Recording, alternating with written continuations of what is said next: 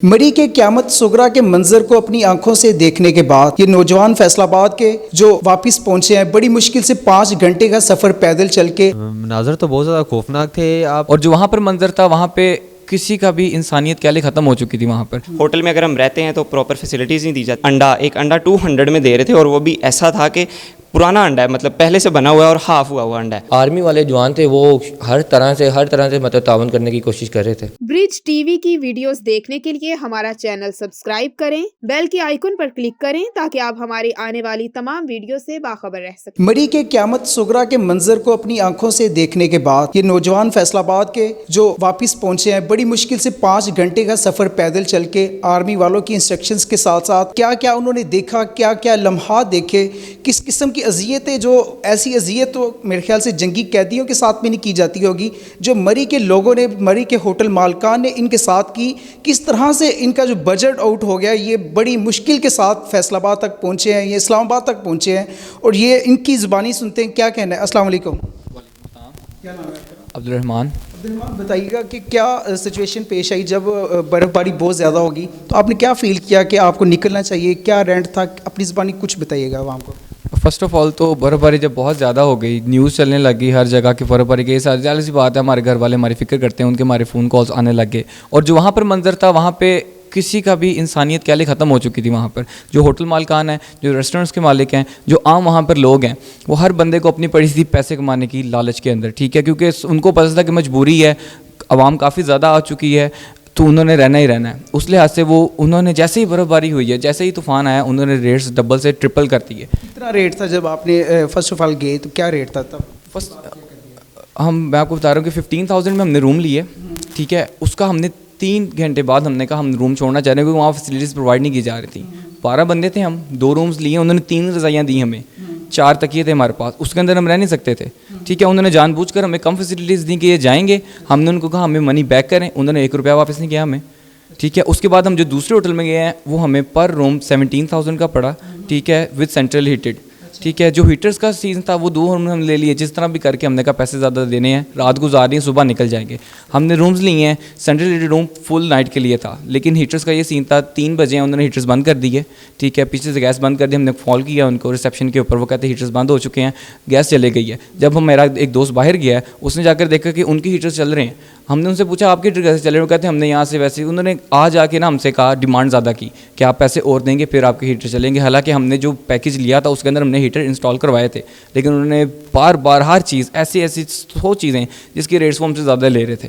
ये थी मरी के मुनाफ़कत, ये थी उन लोगों की मुनाफ़कत जो एक ही रात जो 3-3 होटलों में इन्हें गुजारनी पड़ी, कि जो इनके अपने तो गैस चल रहे थे मेरे ख्याल से, तो ये इनकी तरफ से जो रेंट आउट किए हुए थे वो बंद कर दिए जाते ताकि कस्टमर्स को हमारी ज़्यादा से ज़्यादा चार्जेस पे करें। क्या बताएंगे आप, किसकी तरह मनाज़र खौफनाक थे, क्या कहेंगे आप? मनाज़र तो बहुत ज़्यादा खौफनाक थे। हम होटल रहे हैं, ठीक है, वहाँ पे हमने रिसेप्शन में फ़ोन किया कि हमें पानी दे दें, हमें पूरी रात पानी नहीं दिया गया, ठीक है। हम खुद बाहर जाके बड़ी मुश्किल से बर्फ़बारी में, स्नोफॉल में बहुत ऊपर जाके पानी लिया है, पानी लेके नीचे आए, फिर हमें हीटर बंद कर दिया गया। उसके बाद उसके एक्स्ट्रा पैसे मांगे गए कि और दिए फिर हम हीटर चलाएंगे, ये सीन चलता है। हीटर के चार्जेस मसलन 1 घंटे का 300 रुपीज़ चार्ज कर रहे थे एक्स्ट्रा। अच्छा, क्या कहेंगे आप? खाना कैसा था उधर का, एनवायरनमेंट कैसा था? आप समझते हैं कि सियाहत का फ़रोग जो खान साहब का मिशन है वो पॉसिबल है इस तरह के हालात में? जी, ये पॉसिबल तो है, लेकिन इसमें आवाम का भी कोई साथ होता है, कोई लोग इनके साथ कोई कोऑपरेट करें और साथ मिलके चलें तो फिर होता है। लेकिन वहाँ पे अगर लोग जाते हैं तो अपनी मर्ज़ी करते हैं, यहाँ पे गाड़ी खड़ी करनी है या यहाँ पे करनी है या कहीं भी करनी है, पार्किंग स्पेस अवेलेबल होने के बावजूद भी वहाँ पे होती है। लेकिन फिर भी अगर खाने की बात कर लें, खाना 1.5 घंटा लेट आता है हमारे पास। होटल में अगर हम रहते हैं तो प्रॉपर फैसिलिटीज़ नहीं दी जाती। अगर हम कहते हैं जी पानी कितने बजे चलेगा, तो वो कहते हैं पानी इतने से इतनी देर के लिए चलेगा, लेकिन उस टाइम में भी पानी नहीं चलता। अगर हम उनको कहते हैं कि हमें पानी फराहम किया जाए, तो वो कहते हैं हम ये वाला पानी देंगे या ठंडा पानी देंगे या गंदा। एक बंदे का नाश्ता जो है सुबह कितने का हो जाता था आपका? नॉर्मली अगर हम देखें तो एक बंदे का नाश्ता 250-300 में हो जाता है, लेकिन वहाँ पे एक अंडा 200 में दे रहे थे और वो भी ऐसा था कि पुराना अंडा है, मतलब पहले से बना हुआ है और हाफ हुआ अंडा है। अच्छा, सही। क्या कहेंगे, कैसा आपने सफ़र जो फेस किया उस जगह पे? जी, सफ़र तो बहुत बुरा था।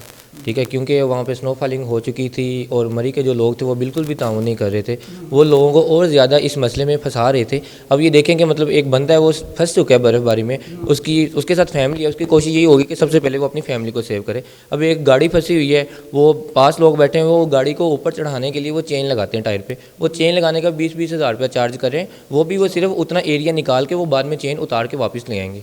ठीक है, इसलिए वो लोगों को मतलब बहुत ज़्यादा थ्रेट किया जा रहा था। जो बंदा इस चीज़ पर नहीं आता था उसके साथ लड़ाई झगड़ा करते थे कि आपकी वजह से रोड बंद हो रहे हैं, वो इसीलिए ये मसला मसाइल पेश आ रहे थे और बिल्कुल भी तावन नहीं किया जा रहा था। लेकिन वो आर्मी वाले जवान थे वो हर तरह से मतलब तावन करने की कोशिश कर रहे थे।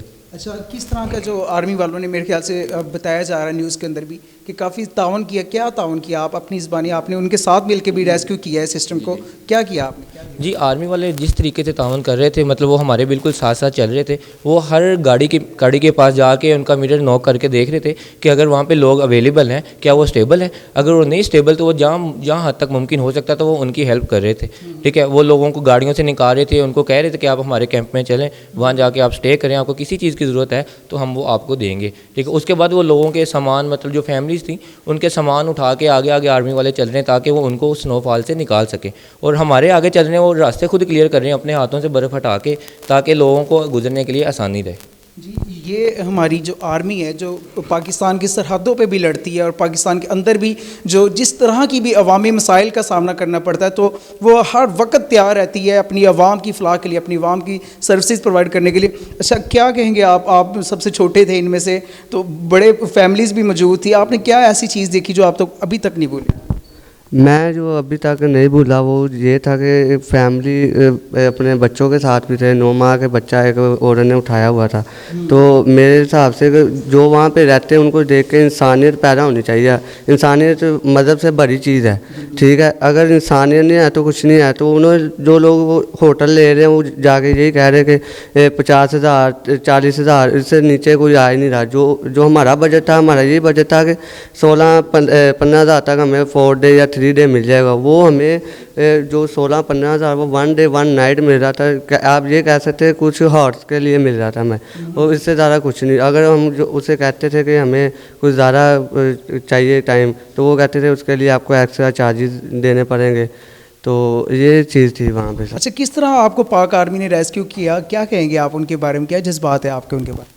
सर, पाक आर्मी के लिए दिल में पहले ही बहुत ज़्यादा रिस्पेक्ट थी, लेकिन जो मनाज़र हमने अपनी आंखों से देखे हैं, तमाम वहाँ पे मुसाफिर जितने भी थे उनके लिए, उसके बाद हमारे दिल से दुआ निकलती पाक आर्मी के लिए कि वो हमारे लिए बॉर्डर्स पे खड़े होकर भी हमारे लिए लड़ते हैं और हमारे लिए सिविलियंस के अंदर हमारे शहरों में आकर भी हमारे पास आकर हमारी हिफाजत कर रहे हैं। तो उसी लिहाज से हम एक नारा पेश करना चाहेंगे पाक वॉच के लिए, पाक आर्मी जिंदाबाद।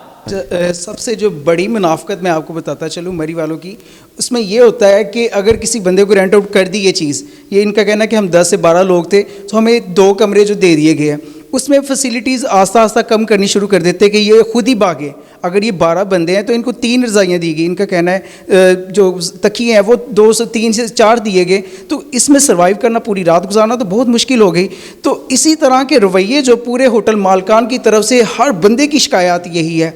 मैं खान साहब को अपने प्रोग्राम की तवज्जो से ये कहना चाहूँगा कि अगर सियाहत के फ़रोग के लिए अगर आपने अमली इक़दाम करने हैं तो पंजाब के साथ लगने वाली ये जो छोटा सा एक पिकनिक पॉइंट है, सियाहती पॉइंट है, अगर इसे अच्छे तरीके से मैनेज ना कर सके तो मेरे ख्याल से सियाहत का फ़रोग पाकिस्तान के अंदर से लोग जो जाते हैं वो भी बहुत कम हो जाएंगे कि उस जगह पे तो मौत बांटी जाती है। तो मेरे ख्याल के मुताबिक अगर आप सियाहत के फ़रोग करना चाहते हैं तो इस जगह को अच्छे से अच्छे सिक्योर किया जाए ताकि लोग ज़्यादा ईजी फील कर सकें सियाहती मुकाम पर।